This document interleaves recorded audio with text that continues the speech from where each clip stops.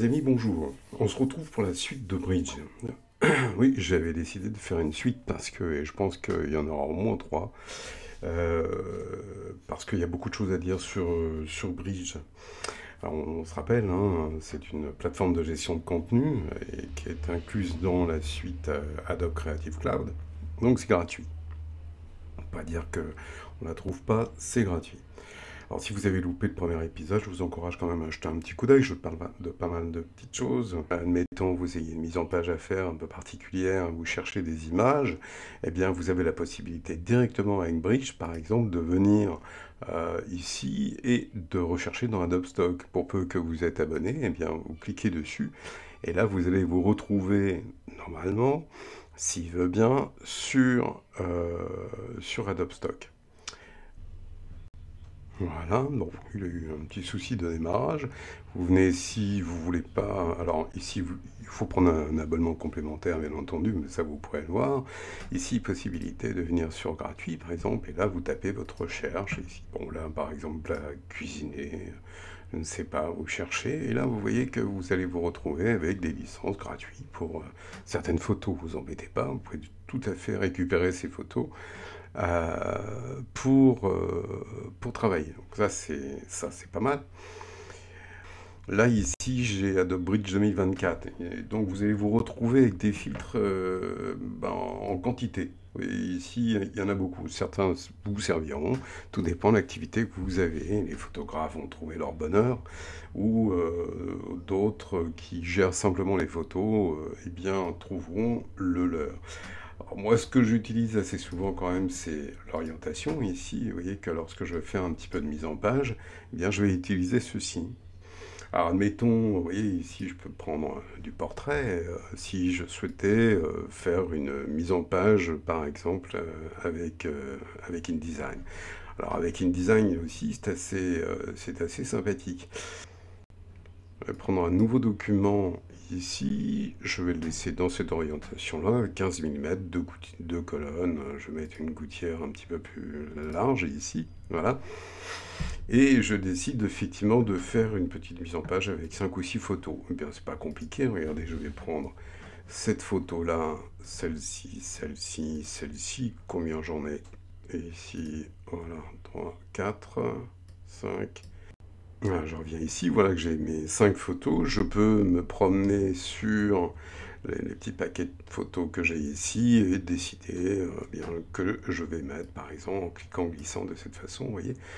Ces photos à cet endroit, celle-ci, vous voyez que j'ai également des informations qui me disent que je suis bien dans le bon format. Celle-là, je vais peut-être pas en vouloir. Je vais prendre celle-ci et celle-ci, par exemple, sur la totalité de la page, ou du moins dans les marges.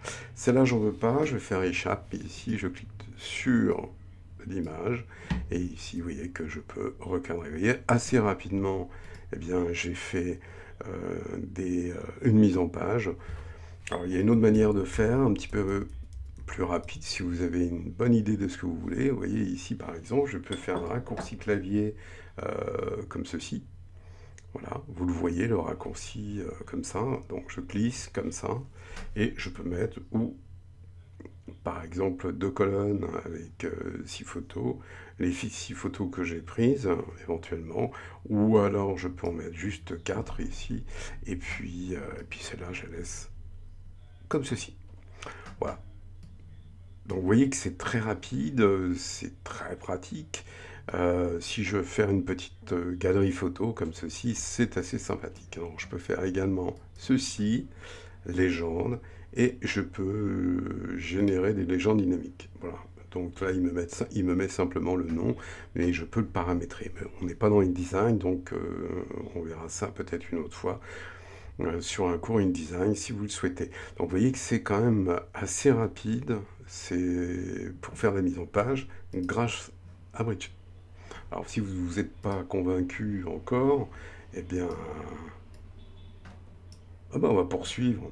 Voilà, donc j'ai enlevé l'orientation, le portrait. Je pourrais aussi trouver d'autres profils pour m'aider à mettre ça en place. Qu'est-ce que je pourrais faire? Petite chose aussi pour les photographes. Vous voyez, par exemple, je suis sur un dossier, là, et je pourrais aller dans Édition et demander à changer les paramètres couleur. Ouais, par exemple, ici, je peux synchroniser de façon à ce que toutes les photos qui passeront dans Bridge, eh bien, sera, par exemple, en pré-presse pour l'Europe. Par exemple, ici, hein. Alors, c'est celui-là qu'on utilise généralement, et pas celui-là, plutôt celui-ci. Voilà. Bon, enfin, ça, chacun saura faire, j'imagine. Bien, donc ça c'est intéressant. Là, il y a une autre manière également de faire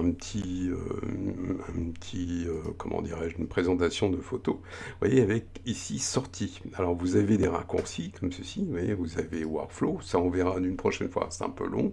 Vous avez une bibliothèque, on verra tout à l'heure. Le film fixe, les indispensables sur lesquels nous étions précédemment. Et ici sortie. Alors sortie, c'est la même chose. Vous voyez que ici j'ai la possibilité également de retrouver dans l'espace de travail sortie. Donc je vais cliquer là-dessus et là vous voyez que c'est sympa puisque je peux créer des fiches, par exemple PDF, dans un format donné.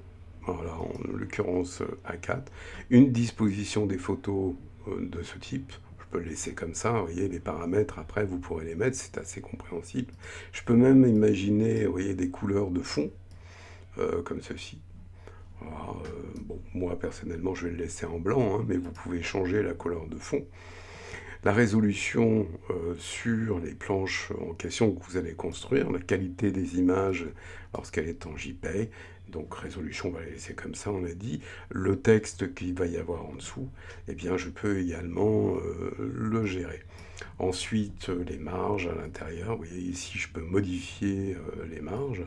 Donc je peux augmenter un tout petit peu la marge ici, la marge en bas, à gauche et à droite, donc mettre un blanc tournant. Bon, là, je me casse pas trop la tête. Je peux même mettre un filigrane si vous ne souhaitez pas que quelqu'un récupère ces photos, si c'est juste une présentation, donc ça peut être très sympa. Qu'est-ce que je peux faire? Ben, je peux venir ici, justement, je peux aller chercher, par exemple, des photos de cuisine, et je sais pas quand il y en a 35. Bon, je peux prendre la totalité, vous voyez, je fais un commande ou un contrôle A ici pour sélectionner la totalité des photos, et je les positionne ici. Voilà, donc là, il va me les prendre, mais j'en ai pas que deux, rassurez-vous, hein, si vous en venez ici, vous voyez. Alors, ce qui est embêtant, c'est que là, vous allez avoir des photos type horizontale, vous voyez, comme ceci. C'est pas génial, hein, il vaudrait mieux avoir des portraits, peut-être, là-dedans. Voilà. Mais c'est pas grave, c'est pour la démonstration, et ensuite, vous cliquez là-dessus, comme ceci, et puis vous allez créer, bon, je vais mettre ça dans là-dedans, voilà, comme ça. Normalement, il va l'ouvrir directement. Alors voyons voir, est-ce qu'il va me l'ouvrir? Bon, là, il met un tout petit peu de temps au démarrage, mais ça va s'accélérer. Sinon, bien, je vais accélérer le mouvement voilà, 7 secondes, vous voyez. Donc là, j'ai la totalité de mes photos réparties là-dessus. Il met directement le nom. Mais ça, j'aurais pu le paramétrer différemment. Voilà, c'est assez amusant. Comme vous pouvez le voir.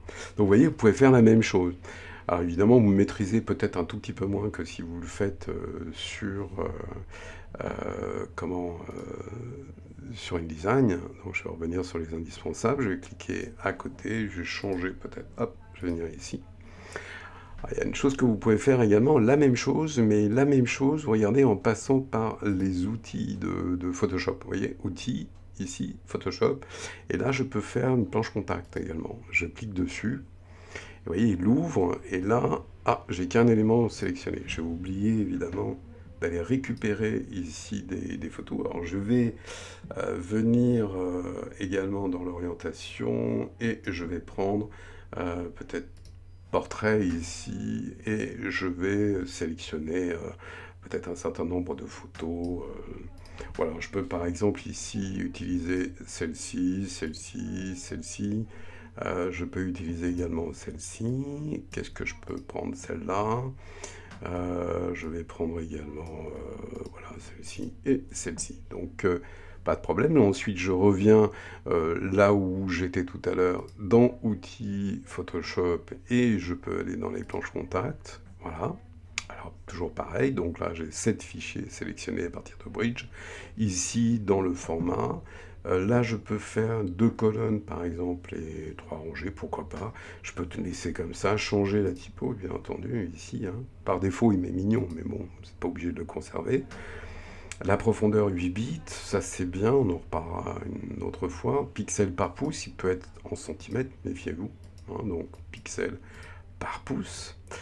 Voilà, et puis c'est tout. Donc, mais là aussi, planche contact, on peut le retrouver dans Photoshop, et je peux. Mais bon, ce qui est amusant, c'est justement à partir de Bridge. Donc, je valide ceci. Donc, il va ouvrir, comme vous pouvez le voir sur les calques ici, toutes les photos, les textes, et ensuite automatiquement, voilà, il m'a fait 2 planches.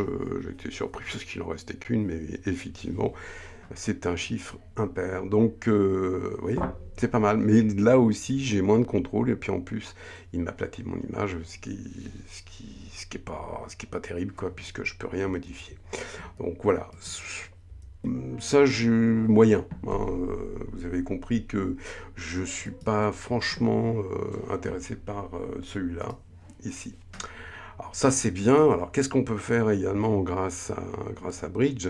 Eh bien, je vais vous montrer. Donc il faut que j'aille chercher un dossier. Vous allez voir que grâce justement aux outils ici, on peut faire un certain nombre de choses. Alors donc là j'ai par exemple un panorama, vous voyez j'ai plusieurs morceaux, vous connaissez certainement cette histoire, donc on prend plusieurs photos en tournant légèrement à chaque photo évidemment pour prendre la totalité des images qui nous concernent, enfin qui nous intéressent en tout cas.